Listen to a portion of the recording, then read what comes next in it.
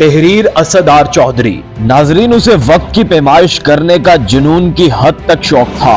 वो गुर्बत और पसमानदगी के बावजूद भी सितारों पर कमंद डालने का हौसला और जज्बा रखता था। अब्बू रेहान अल-बैरूनी, जिसे अरफे आम में अल-बैरूनी के नाम से जाना जाता है, एक मुमताज फारसी मुसलमान साइंसदान थे। अबू रेहान मोहम्मद इब्नुल बैरूनी को वक्त यानी माजी, हाल और मुस्तकबिल से बेहद लगाव था। वो एक ज़ेरिक रियाजीदान थे जिन्होंने अपनी जिंदगी का बेशतर हिस्सा इल्म फल्कियात और क्रोनोमेट्री यानी वक्त की दुरुस्त पैमाइश का साइंसी इल्म, इसके जरिए वक्त की पैमाइश करते गुजरा। वक्त से मुतलिक उनकी इस दीवानगी की वजह दरअसल कुरान में अल्लाह की तरफ से दिया गया ये हुक्म था कि सूरज और चांद की हरकत पर गौर करो। अल-बैरूनी को तबीयात, रियासी, फल्कियात और कुदरती अलूम पर अबूर हासिल था और वो एक मौर्य तारीखदान और माहिर लसानियात के तौर पर भी मुमताज थे। उसने अपने दौर के तकरीबन तमाम अलूम का मुतालिया किया था और इल्म के बहुत से शोबों में उनकी अनथक तहकीक के लिए उन्हें बहुत ज्यादा इनामात से नवाजा गया।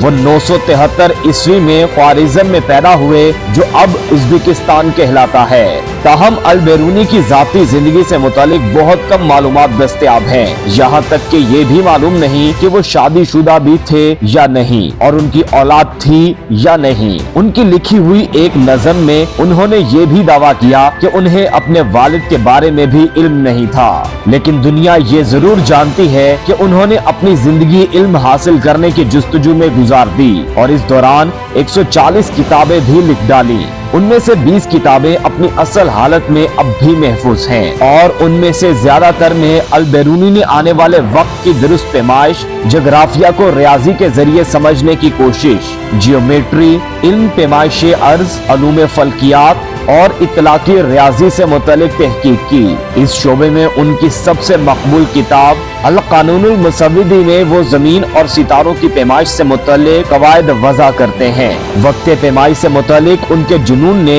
उन्हें गुजरे हुए वक्त के बारे में भी तहकीक करने पर माइल किया। उनकी किताब अल-आसारुल बाकिया अन अल-कुरूनुल खालिया में वो गुजरे हुए सदियों के वाक़यात को तसलसल से बयान करते हैं और मुख्तलिफ मज़ाहिब के कैलेंडर्स पर तहकीक करने के बाद मुख्तलिफ तकाज़ों और तहजीबों के त्योहारों और अकीदों के बारे में बात करते हैं और रियाजी और फल्की अलूम की तारीख पर भी नजर डालते हैं। अल-बैरूनी ने फल्कियाती इजसाम की हरकत से मुतल्लिक अहम मुशाहिदात किए और जमीन के फ्रेम और रदास की पैमाइश के लिए तकनीक तैयार की। उसने सितारों और आसमानी अशिया की पोजीशनों पर भी बड़े पैमाने पर लिखा। अल-बैरूनी का सबसे बड़ा काम किताब अल-हिंद है। उन्होंने भारत में लोगों के अकीदों, तहजीब और सकाफत से मुतल्लिक तहकीक की, जो हमेशा के लिए अमर हो गई। उन्हें मुतालिया हिंद का बानी भी कहा जाता है और इस तरह अल-बैरूनी मौजूदा वक्त को कैद करने की जुस्तजू में भी कामयाब हुए। उन्होंने इंडियन नजरियात को अपनी तहरीर के जरिए मुस्तकिल शनाख्त बख्श दी। उनकी इसी शोहराए आफाक किताब के एतराफ में उनको उस्ताद का खिताब दिया गया। अल-बैरूनी को इब्तिदा से ही अरबी और फारसी में महारत हासिल करवाई गई, जबकि उन्होंने दीनी अलूम जैसे कुरान, ग्रामर, दीनियात और कानून की तालीम भी हासिल की और गैर अरबी साइंसेज जैसे इल्म फल्कियात, रियाजी और तिब्बी अलूम भी पढ़े, जिनकी बुनियाद यूनानी नजरिया थी। अल-बैरूनी का पहला सरकारी ओहदा अफरीक दौरे हुकूमत में बतौर माहिर फल्कियात था। अल-फरीक दरअसल ख्वारिज़म के दारुल हुकूमत कात के हुक्मरान थे, जहां अल-बैरूनी बड़े हुए थे। 995 में अफरीगियान को ख्वारिज़म के दूसरे शहर गरगांज पर हुक्मरानी करने वाले हरीफ घराने मामूनियान से शिकस्त हुई। उस वक्त अल-बैरूनी की उम्र महज 22 बरस थी और वो अफरीगियान के खासे करीब थे, इसलिए उन्होंने अपनी किस्मत आजमाने का सोचा और अपनी जिंदगी के अगले 3 बरस ख्वारिज़म के ही एक शहर बुखारा में गुजरे, जहां उनकी मुलाकात मुतअद्दिद अलूम पर गिरफ्त रखने वाले मशहूर साइंसदान इब्ने सीना से हुई। इब्ने सीना एक करिश्माती फिलॉसफी थे जो इंतहाई पेचीदा ख्यालात बयान करते थे। एक ज़ेरिक सियासतदान और छोटी सी उम्र में कुदरती सलाहियतों से माला माल थे। अल-बैरूनी ने इब्ने सीना के साथ साइंसी मौज़ूआत पर बहस की और बेरूनी के सवालात और इब्ने सीना की जानिब से उनके जवाबात आज भी महफूज हैं। अल बेरूनी ने इब्ने सीना से 18 सवालात पूछे, जिनमें से 10 अरस्तु की किताब अल समा वल आलम के तर्जुमे के बारे में थे, जबकि दीगर 8 कुदरती फलसफे से मुताल्लिक थे। 998 ईस्वी में 25 साला अल बेरूनी तबरस्तान की ज़ियारियान दौरे हुक्मरानी में काम करने लगे, जहां उन्होंने अपनी जिंदगी के अगले 10 बरस गुजारे। यहाँ उन्होंने अपनी किताब अल असारुल बाकिया अन अल करूनुल खालिया लिखने का आगाज किया। उन्होंने इस किताब में आखिरी मर्तबा 70 बरस की दहाई में तब्दीलियाँ की।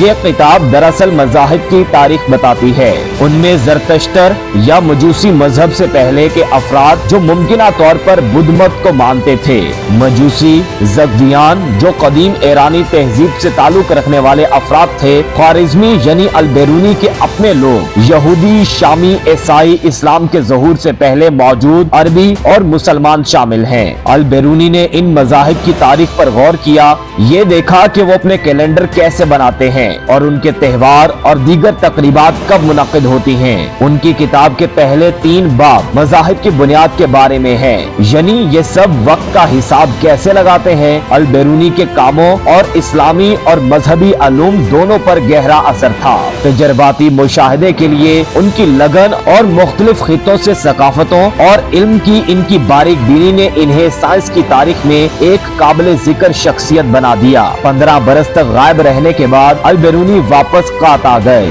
जहाँ उन्हें नदीम की हैसियत से एक सरकारी ओहदा दिया गया। नदीम दरअसल हुक्मरान के दरबार का एक ऐसा खास आदमी होता है जो उसी के साथ खाता पीता है। हुक्मरान के इंतहाई करीब होने के बायस अल बेरूनी ने मुतअद्दिद सिफारती दौरों पर उनकी नुमाइंदगी भी की।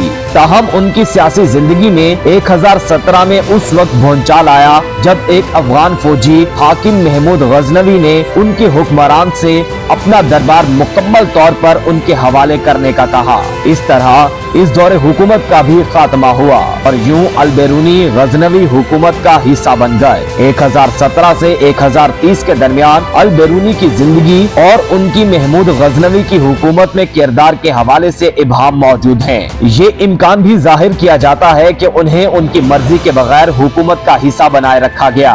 जब महमूद गजनवी ने इंडिया के उन हिस्सों पर हमले किए जो आजकल पाकिस्तान कहलाते हैं, तो अल बेरूनी भी उनके हमरा थे और इस दौरान महमूद ने मुतअद्दिद ब्राह्मण जात के हिंदुओं को जंगी कैदी बनाया। ये ब्राह्मण अल बेरूनी के लिए इंडिया के बारे में वहाँ के मजहब से मुतालिक मालूमात हासिल करने का अहम जरिया बने। 1030 में महमूद गजनवी की वफात ने उनकी किस्मत बदल दी। उनके बाद आने वाले हाकिम मसूद ने उन्हें हुकूमत का चीफ माहिर फल्कियात बना दिया। वो अब न सिर्फ तारीखुल हिंद मुकम्मल कर सकते थे, बल्कि इससे भी ज्यादा मुफस्सिल किताब यानी अल कानूनुल मसूदी लिखी और उसे हाकिम के नाम से मंसूब किया। इस किताब को फल्की अलूम में खासी अहमियत हासिल है। अपनी उम्र के आखिरी हिस्से में भी अल बेरूनी की तवानाइयाँ कम न हुई। उन्होंने 1936 में 60 के पेटे में किताबों की जामे फहरिस्तें तैयार की। उनमें 9वीं सदी के मुसलमान फिलोसफी अल राजी की 180 किताबों की फहरिस्त शामिल है। उन्होंने अपनी 128 किताबों की भी फहरिस्त बनाई और उन्होंने तिब की तारीख के बारे में भी एक फहरिस्त बनाई, जिनमें यूनानी नस्ल के मुआलिजीन का जिक्र है। अल बेरूनी का सबसे बड़ा काम कला नंदना पर बैठकर जमीन के रकबे की पैमाइश करना था। अल बेरूनी ने न सिर्फ जमीन के सारे रकबे को मापा, बल्कि तूल बल्द और अर्ज बल्द भी मालूम किया। उन्होंने ये भी बताया कि जमीन का मरकज है और उसी टेले पर बैठकर उन्होंने ये दरियाफ्त किया कि रोशनी की रफ्तार आवाज की रफ्तार से तेज है। ये टीला कला नंदना के नाम से आज भी किंग दादन खान में मौजूद है। अपने आखिरी वक्त में भी अल बेरूनी ने इल्म जुस्तजू से मुंह नहीं मोड़ा। उन्होंने बिस्तरे मर्ग पर दवा साजी और इल्म दवायात के बारे में किताब लिखी। ये अल बेरूनी ने उस वक्त लिखी जब उनकी बेनाई कमजोर हो रही थी और वो ठीक से सुन भी नहीं सकते थे। उन्हें इस किताब को मुकम्मल करने के लिए एक मददगार की जरूरत पड़ी, लेकिन फिर भी ये किताब 800 सफ़हात पर मोहित है। उन्होंने इस किताब में 1000 से ज्यादा दवाओं के नुस्खे लिखे। इस हवाले से तकरीबन 100 हवाले दिए और वो 20 जबानों या लहजों पर मोहित मवाद को तहकीक के लिए इस्तेमाल करते हैं। इल्मो दानिश का ये अजीम नाम 1048 ईस्वी में गजनी मौजूदा अफगानिस्तान में फौत हो गया, लेकिन उसकी जुस्तजू ने उसे अमर कर दिया।